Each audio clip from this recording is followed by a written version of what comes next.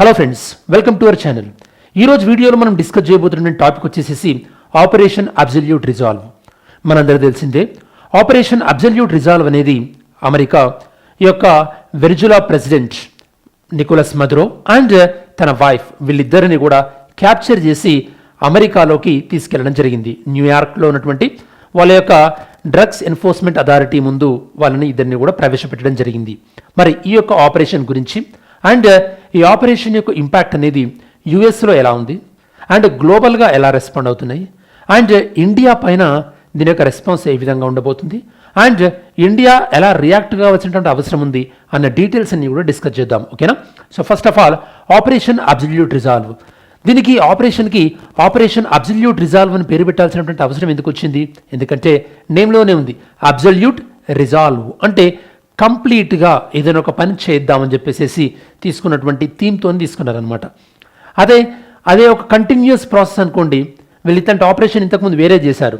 అదేంటంటే operation inherent resolve అని చెప్పేసి. ఓకే, అదేంటంటే ఐఎస్ఐఎస్ టెర్రరిజం పైన వాళ్ళు చేసినటువంటి ఆపరేషన్ అది కంటిన్యూస్ ఉంటుంది, అది ఒకసారి ఎండ్ అయిపోయేది కాదు కదా. సో ఇది ఒక స్పెసిఫిక్ ఆబ్జెక్ట్తోని వీళ్ళిద్దరిని క్యాప్చర్ చేసిన తర్వాత ఈ ఆపరేషన్ ఎండ్ అన్నటువంటి దాంతో తీసుకొచ్చిందే ఆపరేషన్ అబ్సల్యూట్ రిజాల్వ్. ఇది ఫస్ట్ థింగ్. సెకండ్ థింగ్ ఏంటంటే ఇలా ఆపరేషన్ అబ్సల్యూట్ రిజాల్వ్ ద్వారా అమెరికా తన నైబరింగ్ కంట్రీస్ ఉన్నటువంటి ఈ యొక్క south American countries, south America and central America కలిపితే మనం లాటిన్ అమెరికా అంటాం. ఈ లాటిన్ అమెరికన్ కంట్రీస్ పైన అమెరికా ఇంటర్ఫియర్ అవ్వడం ఇదే ఫస్ట్ టైం అంటే కాదు. Almost all for the last 50-60 ఇయర్స్లో ఆర్ఎల్స్ లాస్ట్ 100 ఇయర్స్లో ఆల్మోస్ట్ ఆల్ 41 టైమ్స్ అమెరికా అనేది డిఫరెంట్ కంట్రీస్ తన సౌత్ అమెరికన్ కంట్రీస్లో ఇన్వాల్వ్ అయింది. ఓకే, లాస్ట్ టైం 1989లో యొక్క పనామా యొక్క ఆ దేశాన్ని పరిపాలిస్తున్నటువంటి ఆ అధ్యక్షుడు ఎవరైతే ఉన్నారో తనని అరెస్ట్ చేసి తన అమెరికా సేమ్ ఇలానే మనకి యొక్క నికోలస్ మదురో లాగానే తనను కూడా అరెస్ట్ చేసి అమెరికాలో ఇంప్రిజన్మెంట్ చేయడం జరిగింది. ఆల్మోస్ట్ 40 ఇయర్స్ జైలు శిక్ష విధించారు. తను జైల్లోనే చనిపోయాడు. అండ్ అంతకుముందు క్యూబా విషయంలో కూడా ఇలా ఇంటర్ఫియర్ అవడానికి ట్రై చేశారు. అఫ్ కోర్స్ అది ఫెయిల్ అయింది. సో ఇది ఫస్ట్ టైం కాదు, ఇది వరకు జరిగింది. మరి ఇది సెకండ్ థింగ్.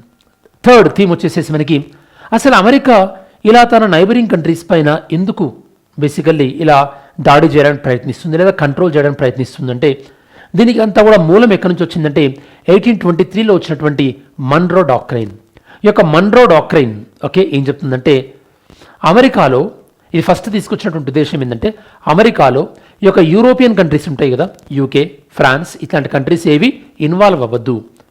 మా యొక్క వెస్టర్న్ డొమైన్ అంటే అమెరికా, సౌత్ అమెరికా, ఇదేంటంటే మనకి గ్రీన్విచ్ కాలమానానికి జనరల్గా లెఫ్ట్ ఉంటుంది కాబట్టి దీన్ని వెస్టర్న్ డొమైన్ అని అమెరికా అంటుంటుంది. సో కాబట్టి మా అమెరికా, నార్త్ అమెరికా, సౌత్ అమెరికాలో మీరు ఈ జోక్యం చేసుకోకండి అని ఫస్ట్ వీళ్ళు ఒక డిఫెన్సివ్ లాగా తీసుకొచ్చారు ఈ యొక్క మన్రో డాక్ట్రైన్ని. తర్వాత రోజులలో ఈ డిఫెన్సివ్ డాక్యుమెంట్ కాస్త అఫెన్సివ్ డాక్యుమెంట్ అయింది. అంటే వీళ్ళు మాకు రక్షణ లేకుండా పోతుందనో లేకపోతే మా ప్రయోజనాలు దెబ్బతింటున్నాయి అన్నటువంటి నెపంతో స్లోగా తన నైబరింగ్ కంట్రీస్ పైన దాడి చేయడం స్టార్ట్ చేశారు. కాబట్టి ఇప్పుడు మన్రో డాక్ట్రైన్ కాస్త డోన్ రో డాక్ట్రైన్ అయింది అంటున్నారు. అంటే డొనాల్డ్ ట్రంప్ లాగా డాన్ అండ్ మనకి మన్రోలో లాస్ట్ ఉన్నటువంటి డోన్ రో డాక్ట్రైన్ అయిపోయిందని చెప్పేసి అమెరికాలో ఉన్నటువంటి కొంతమంది ఎక్స్పర్ట్స్ కూడా క్రిటిసైజ్ చేస్తున్నారు. సరే, మరి అమెరికాలో ఉన్న ఎక్స్పర్ట్స్ క్రిటిసైజ్ చేస్తున్నారు అంటున్నాం కాబట్టి అసలు ఈ యొక్క పర్టికులర్ అటాక్ పైన అమెరికాలో రెస్పాన్స్ ఏ విధంగా ఉంది ఇది తెలుసుకోవాలంటే ఫస్ట్ ఆఫ్ ఆల్ అమెరికాలో మీకు మ్యాగా కోయలేషన్ అని తెలియాలి. MAGA అంటే మేకింగ్ అమెరికా గ్రేట్ అగైన్. ఇది డొనాల్డ్ ట్రంప్ తన యొక్క అధ్యక్ష ఎన్నికల్లో పోటీ చేసేటప్పుడు కొన్ని గ్రూప్ ఆఫ్ ఆర్గనైజేషన్స్ ఒక గ్రూప్గా ఫామ్ అయ్యాయి. అది మనకి మ్యాగా కోయలేషన్. ఓకే, ఈ మ్యాగా కోయలేషన్లో ఉన్నటువంటి కొంతమంది ఎక్స్పర్ట్స్ కూడా ఇప్పుడు డొనాల్డ్ ట్రంప్ని క్రిటిసైజ్ చేస్తున్నారు. ఎందుకంటే డొనాల్డ్ ట్రంప్ ఇదివరకు చెప్పింది ఏంది, నేను ఫర్ ఎవర్ వార్స్, ఎప్పుడు యుద్ధాలు అనేటటువంటి కాన్సెప్ట్కి నేను వ్యతిరేకం అన్నాడు. మళ్ళీ ఇప్పుడు డొనాల్డ్ ట్రంప్ చేస్తున్నది ఏంది? దీని ద్వారా అమెరికాకి ఎక్స్పెన్సివ్ డబ్బులు ఖర్చు అయినాయి కదా. మరి దీనికి కాంగ్రెస్ అనుమతి ఉందా అంటే అమెరికాలో, మన ఇండియాలో పార్లమెంట్ని అమెరికాలో కాంగ్రెస్ అంటాం. దీనికి కాంగ్రెస్ అనుమతి ఉందా? లేదు. ఇది కాన్స్టిట్యూషనలా? కాదు. మరి ఇట్లాంటిది ఇష్టం వచ్చినట్టు చేయడం అనేది మళ్ళీ మేకింగ్ అమెరికా గ్రేట్ అగైన్ అనేది అవుతుందా? కాదు. కాబట్టి అమెరికాలో కూడా ఈ యొక్క మిక్స్డ్ రెస్పాన్స్ వస్తుంది. అండ్ కొంతమంది ఈ యొక్క డొనాల్డ్ ట్రంప్ని ఓపెన్గానే క్రిటిసైజ్ చేస్తున్నారు. ఇంకేమంటున్నారు? ఫర్ ఎగ్జాంపుల్ ఇదే కాన్సెప్ట్ ఉపయోగించి రేపు వ్లాదిమిర్ పుతిన్ ఉక్రెయిన్ ఈ యొక్క అధ్యక్షుడు ఉన్నారు కదా, సో జెలెన్స్కీ అతన్ని కూడా క్యాప్చర్ చేశారనుకోండి, అప్పుడు అతను కూడా రైట్ అన్నట్టే కదా. అండ్ ఇదే కాన్సెప్ట్తోని ఇప్పుడు అమెరికా వెనిజులా దగ్గర క్రూడ్ ఆయిల్ ఉంది కాబట్టి వెనిజులాను కంట్రోల్ చేద్దాం అనుకుంటున్నట్టు, మరి ఈ యొక్క తైవాన్లో ఈ యొక్క చిప్స్ మ్యానుఫ్యాక్చరింగ్ కానీ ఎలక్ట్రానిక్ చిప్స్, దాంతోపాటు ఇంకా చాలా రిసోర్సెస్ అవైలబుల్ ఉన్నాయి కాబట్టి రేపు చైనా తైవాన్ ఆక్యుపై చేద్దామని ట్రై చేస్తే, అలా చైనా సౌత్ చైనా సీని ఆక్యుపై చేద్దామని ట్రై చేస్తే అప్పుడు చైనాను వద్దంటాము, మనం వద్దనలేము కదా. అంటే ఏదైనా సరే ఈ యొక్క ప్రపంచవ్యాప్తంగా మనం దేన్ని ఫాలో అవ్వాల్సి ఉంటుంది, దేన్ని ప్రోత్సహించాల్సి ఉంటుంది, దేన్ని సపోర్ట్ చేయాల్సి ఉంటుంది అంటే రూల్ బేస్డ్ ఆర్డర్. అంటే దేన్నైనా సరే రూల్స్ ఫాలో అవ్వాల్సినటువంటి ఆర్డర్ని మనం ఎంకరేజ్ చేయాల్సి ఉంటుంది. ఓకే, మరి ఈ కాంటెక్స్ట్లో ఈ అమెరికా అటాక్ ఇన్ వెనిజులా, దీని గురించి ఇండియా రెస్పాన్స్ ఏంటి, ఇండియా పైన ఎలా ఇంపాక్ట్ ఉండే అవకాశం ఉంటుంది? Number 1, very insignificant number of Indians, almost ఒక 100 మంది ఉంటారు కావచ్చు వెనిజులాలో ఇండియన్స్, కాబట్టి మన డయాస్పోరా పెద్ద సిగ్నిఫికెంట్ నెంబర్ లేదు. సెకండ్, మనకి వెనిజులాకు ఉన్నటువంటి రిలేషన్స్ మెయిన్గా ఈ యొక్క క్రూడ్ ఆయిల్ బేస్డ్. యాక్చువల్లీ 2019 కన్నా ముందు ఆల్మోస్ట్ ఆల్ మన క్రూడ్ ఆయిల్ మన అవసరాలలో 10% ఆల్మోస్ట్ ఆల్ వెనిజులా నుంచి వచ్చేది. బట్ 2019లో అమెరికా అనేది వెనిజులా పైన ఆంక్షలు విధించడం జరిగింది. అప్పటి నుండి వెనిజులా నుంచి మనం ఇంపోర్ట్ చేసుకున్నటువంటి క్రూడ్ ఆయిల్ చాలా గణనీయంగా తగ్గింది. ఓకే, సో మరి ఈ సందర్భంలో ఇప్పుడు డొనాల్డ్ ట్రంప్ ఏమంటున్నారు, కొన్ని రోజుల వరకు కూడా మేమే ఈ యొక్క ఈ వెనిజులాని కంట్రోల్లో ఉంచుకుంటాం అంటున్నారు. అక్కడ ఉన్నటువంటి ఆయిల్ రిఫైనరీస్ ఏవైతే ఉన్నాయో వాటిని మేమే డెవలప్ చేస్తాము, ఈ యొక్క వెనిజులా కంట్రీకి కావాల్సినటువంటి ఎకానమీ అవి ఇచ్చేలా మేము చూస్తాము, వెనిజులాను మంచిగా అయ్యేటట్టు చేస్తామంటున్నారు. అది వెనిజులా తెలియదు ఎలా కావాలనేది. అంటే సింపుల్గా చెప్పాలంటే వెనిజులాలో ఉన్నటువంటి సంపదని మళ్ళీ వీళ్ళు కంట్రోల్ చేయబోతున్నారు అనమాట. ఇది ఒక కొలోనియలిజం లాంటిది. ఓకే, సరే, మరి ఇలా చేయడం వల్ల ఇండియా పైన ఉండే ఇంపాక్ట్ ఏంటి? ఇండియా పైన ఉండే ఇంపాక్ట్ ఏంటంటే వెనిజులాని వీళ్ళే కంట్రోల్ చేయబోతున్నారు కాబట్టి వెనిజులా పైన ఉండేటటువంటి ఆయిల్ శాంక్షన్స్ ఏవైతే ఉన్నాయో వాటిని ఈజ్ అవుట్ చేసే అవకాశం ఉంది. అంటే వాటిని శాంక్షన్స్ని తగ్గించే అవకాశం ఉంది, దానివల్ల లేదా తీసేసే అవకాశం ఉంది. సో దట్ మన ఇండియాకి వెనిజులా ఆయిల్ మనం ఇంపోర్ట్ చేసే అవకాశం ఉంది. అండ్ ఇంకో విషయం ఏంటంటే మన యొక్క ఓఎన్జీసీ యొక్క ఫారిన్ వింగ్ ఉంటుంది కదా, ఓకే, అంటే అబ్రాడ్లో ఇన్వెస్ట్మెంట్ చేసేటటువంటి ఓఎన్జీసీ వింగ్ ఉంటుంది కదా, వీళ్ళు ఏమంటున్నారంటే మీకు ఐడియా ఉంటే చెప్పండి కమెంట్ సెక్షన్లో ఆ వింగ్ పేరు ఏంటి అనేది. వీళ్ళకు ఆల్మోస్ట్ ఆల్ ఒక $500 million వెనిజులాలో ఇన్వెస్ట్ చేస్తున్నారు ఆల్రెడీ. ఓకే, ఇప్పుడు వెనిజులాలో పరిస్థితులు మారి ఒకవేళ అమెరికన్స్ ఇండైరెక్ట్గా కంట్రోల్ చేసుకుంటే ఆ $500 million వర్త్ మళ్ళీ మనం రికవర్ చేసుకోవచ్చు. దాంతోపాటు రిలయన్స్ ఇండస్ట్రీ ఇంతకుముందు వెనిజులా ఆయిల్ని సిగ్నిఫికెంట్గా కొనేవాళ్ళు, ఇప్పుడు ఒకవేళ వెనిజులా పైన శాంక్షన్స్ లేకపోతే ఖచ్చితంగా రిలయన్స్ ఇండస్ట్రీస్కి బెనిఫిట్ అయ్యేటటువంటి అవకాశం కూడా ఉంటుంది. మరి ఇండియా ఇప్పటివరకు ఏ విధంగా రెస్పాండ్ అయింది ఈ పర్టికులర్ టాపిక్ పైన? ఇండియా ఇప్పటివరకు ఎలాంటి అఫీషియల్ స్టేట్మెంట్ ఇవ్వలేదు. ఓకే, ఓన్లీ వెనిజులాలో ఉన్న భారతీయులు సురక్షితంగా ఉండాలన్నారు. మరి ఇది అప్రోప్రియేట్ స్టేట్మెంటేనా? కాదు అని చెప్పొచ్చు. ఎందుకంటే ఇండియా ఈ యొక్క గ్లోబల్ సౌత్లో తనను తాను లీడర్గా ఎదగాలనుకుంటుంది. వెనిజులా కూడా గ్లోబల్ సౌత్లో ఒక పార్టీ కదా. గ్లోబల్ సౌత్ అంటే సుమారుగా భూమధ్య రేఖకి సౌత్గా ఉన్నటువంటి అభివృద్ధి చెందుతున్న లేదా అభివృద్ధి చెందని దేశాలు, under developed and developing countries.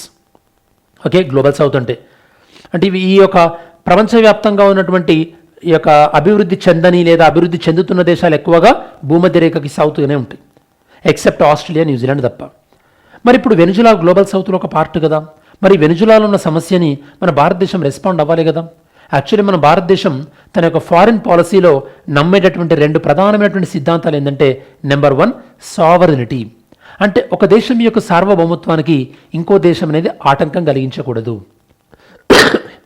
రెండవది ఈ యొక్క రూల్ బేస్డ్ ఇంటర్నేషనల్ ఆర్డర్, అంటే ఇంటర్నేషనల్ ఆర్డర్లో ప్రతి కంట్రీ కూడా రూల్స్ ఫాలో అవ్వాలని చెప్పేసి. ఇప్పుడు రెండింటిని కూడా అమెరికా వైలేట్ చేస్తున్నట్టే కదా. మరి ఇండియా ఎలా రియాక్ట్ అవుతుందో మనం చూడాలి. అఫ్కోర్స్ ఖచ్చితంగా ఇండియా అట్లీస్ట్ ఈ చర్యని ఖండించాల్సిన అవసరం ఉంది. ఎందుకంటే అమెరికా ఇండియాకి ఎప్పుడు కూడా ఎక్సెప్షనల్ ఫేవర్ ఏం చేయలేదు. సింపుల్గా చూస్తే మొన్నటికి మొన్న ఈ యొక్క అమెరికా అనేది ఇండియా పైన ఫస్ట్ ఒక 25% టారిఫ్స్, దాని తర్వాత ఇంకొక 25% టారిఫ్స్ వేశారు. But at the same time అలాంటి టారిఫ్స్ ఫేస్ చేయాల్సినటువంటి సిచ్యువేషన్ ఉన్నా కూడా చైనా పైన, ఆస్ట్రేలియా పైన, వేరే కంట్రీస్ పైన టారిఫ్సే లేదు. అంటే ఇండియాని సింగిల్ అవుట్ చేసింది కదా అమెరికా. మరి ఇలాంటి సందర్భంలో మనం కూడా చాలా స్టాండర్డ్గా అమెరికా చేసినటువంటి తప్పును తప్పు అని చెప్పాల్సినటువంటి అవసరం ఉందా లేదా? మీరేమనుకుంటున్నారో చెప్పండి. ఇది ఇండియా పైన ఉండేటువంటి ఇంపాక్ట్ అండ్ ఇండియా నుంచి ఆశిస్తున్నటువంటి రెస్పాన్స్. అలానే ఈ సంఘటన పైన యూరోపియన్ యూనియన్ ఒక న్యూట్రల్గా ఉంది, సపోర్ట్ చేయలేదు, అపోజ్ చేయలేదు. బట్ సౌత్ అమెరికాలో ఉన్నటువంటి చిలీ అండ్ కొలంబియా లాంటి కంట్రీస్ అమెరికాని క్రిటిసైజ్ చేశాయి. అండ్ రష్యా, చైనా లాంటి దేశాలు కూడా అమెరికాని క్రిటిసైజ్ చేయడం జరిగింది. ఓకే, ఇక్కడ ఇప్పుడు చైనా ఎట్లయితే బోల్డ్గా రియాక్ట్ అయిందో ఇండియా కూడా బోల్డ్గా రియాక్ట్ అవ్వడం స్టార్ట్ అవ్వాలి. ఓకే, అదే మనల్ని ఒక గ్లోబల్ లీడర్గా ఉంచేటటువంటి అవకాశం ఉంటుంది. సో ఈ విధంగా ఆపరేషన్ అబ్సల్యూట్ రిజాల్వ్, దీన్ని మనం ఎందుకు పెట్టుకున్నాం పేరు, అండ్ దీన్ని చేయడానికి రీజన్ ఏంటి, మన్రో డాక్ట్రైన్ తర్వాత ద డోన్రో డాక్ట్రైన్గా ఎలా ఎవాల్వ్ అయింది, దీనిపైన అమెరికాలో వచ్చినటువంటి స్పందన ఏంటి, అండ్ ఇండియన్ యొక్క క్రూడ్ ఆయిల్ పైన ఎలాంటి ఇంపాక్ట్ ఉండబోతుంది, అండ్ ఇండియా ఎలా రెస్పాండ్ అవ్వాలి, ఇండియాకు సంబంధించినటువంటి ఏ వాల్యూస్ ఇక్కడ డిజాల్వ్ అవుతున్నాయని చెప్పేసి మనం డిస్కస్ చేసాం. దాంతోపాటు అసలు ఇక్కడ అమెరికా మెయిన్గా ఎందుకు అటాక్ చేసింది వెనిజులాని, ఏమంటున్నారు, అక్కడ డెమోక్రసీ సరిగా లేదు అండ్ వెనిజులా నుంచి మాకు డ్రగ్స్ వస్తున్నాయి అన్నారు. ఇక్కడ డెమోక్రసీ కాదు, డ్రగ్స్ కాదు, ప్రాబ్లం ఏంది, అమెరికాలో ఉన్నటువంటి క్రూడ్ ఆయిల్ని కంట్రోల్ చేయాలని చెప్పేసి. ఎందుకంటే వెనిజులా నుంచి నీకు డ్రగ్స్ ఒకటే ప్రాబ్లం అయితే కనుక ఈ యొక్క వెనిజులా పైన ఎకనామిక్ శాంక్షన్స్ ఆల్రెడీ విధించావు కదా నువ్వు. అలానే వెనిజులాని ఇంటర్నేషనల్ క్రిమినల్ కోర్టులో కానీ ఇంటర్నేషనల్ కోర్ట్ ఆఫ్ జస్టిస్లో కానీ వెనిజులా పైన కేసు వేయొచ్చు. అండ్ వెనిజులా పైన వేరే రకమైనటువంటి మైల్డ్ అటాక్స్, అంటే ఆల్రెడీ వెనిజులా నుంచి వెళ్తున్నటువంటి కొన్ని షిప్స్ని కరేబియన్ సీలో అటాక్ చేస్తున్నారు కదా. అంటే ఎట్టి పరిస్థితులలో కూడా జస్ట్ డ్రగ్స్ సప్లై అవుతున్నాయి కాబట్టి ఒక కంట్రీ నుంచి అని చెప్పేసి ఆ కంట్రీ యొక్క అధినేతని యొక్క అరెస్ట్ చేయడం అనేది ఎట్టి పరిస్థితుల్లో కూడా కరెక్ట్ కాదు. ఎందుకంటే రానున్న రోజులలో ఇదే ట్రెండ్ని వేరే దేశాలు కూడా ఫాలో అవ్వచ్చు కదా. ఒక దేశంలో రిసోర్సెస్ బాగా ఉన్నాయనుకోండి, ఆ రిసోర్సెస్ బాగా ఉన్నటువంటి దేశం బలహీనమైన దేశం అనుకోండి, అప్పుడు వేరే కంట్రీ ఏం చేయొచ్చు, మేము ఆ కంట్రీని ఏదో బాగు చేస్తాం, ఏదో ఉద్ధరిస్తామని చెప్పేసి ఆ కంట్రీని అటాక్ చేసి, చూసారా మేము ప్రజాస్వామ్యంని కాపాడినాము, ఈ కంట్రీని అభివృద్ధి చేయడానికి కోసం అని చెప్పేసి మేము దాన్ని అటాక్ చేసినామంటారు. జరగదా? ఖచ్చితంగా జరిగే అవకాశం ఉంది. పోనీ నువ్వు డ్రగ్స్ కోసమే ఇంత రియాక్ట్ అయినవు, ఓకే, డ్రగ్స్ని ప్రమోట్ చేస్తుంది అని నార్కో టెర్రరిజం అనే ఛార్జెస్ పైన నికోలస్ మదురోని అరెస్ట్ చేసినావు కదా. అంటే గవర్నమెంటే నార్కోటిక్స్ని ఎంకరేజ్ చేస్తుందని. మరి అట్లాంటప్పుడు మనం పక్కన ఉన్న పాకిస్తాన్ అఫీషియల్గా టెర్రరిజాన్ని ఇన్ఫ్లుయెన్స్ చేస్తుంది కదా, టెర్రరిజాన్ని ప్రోత్సహిస్తుంది కదా. మరి వాళ్ళపైన ఏమి యాక్షన్ తీసుకోవాలి కదా. మరి అట్లా ఎప్పుడైనా యాక్షన్ తీసుకున్నట్టు అనిపించిందా? అది జరగలేదు కదా. సో కాబట్టి చెప్పొచ్చేది ఏంటంటే అమెరికా ఇట్లాంటి పక్షపాతమైనటువంటి ధోరణి, ఓకే, ఇట్లాంటి బయాస్ నేచర్ నుంచి ఇప్పటికైనా బయటకు రావాలి. లేకపోతే అమెరికన్ ఫారిన్ పాలసీని ప్రతి ఒక్కరు ఖండించే పరిస్థితి వస్తుంది. ఎందుకంటే ఇంతకుముందులాగా అమెరికా ఒకటే సుప్రీం పవర్ కాదు, ఇప్పుడు చాలా కంట్రీలు డెవలప్ అవుతున్నాయి, ఇండియా లాంటి కంట్రీస్ కంపీట్ అవుతున్నాయి. And at the same time India కూడా ఈ విషయం పైన ఒక క్లియర్ స్టాండ్ తీసుకొని ఖచ్చితంగా అమెరికా చేసినటువంటి చర్యని ఖండించాల్సిన అవసరం ఉంది. ఇది ఫ్రెండ్స్ ఈ యొక్క పర్టికులర్ టాపిక్ సంబంధించినటువంటి సమగ్రమైన విశ్లేషణ. ఐ హోప్ ఈ వీడియో మీకు నచ్చింది అనుకుంటున్నాను. మరి మీకు నచ్చి మీకు ఉపయోగపడింది అనుకుంటే కనుక లైక్ చేయడం మర్చిపోకండి, సో దట్ మన కంటెంట్ ఎక్కువ మందికి రీచ్ అయ్యే అవకాశం ఉంటుంది. Anyhow, thanks for watching this video. Have a great day. జై హింద్.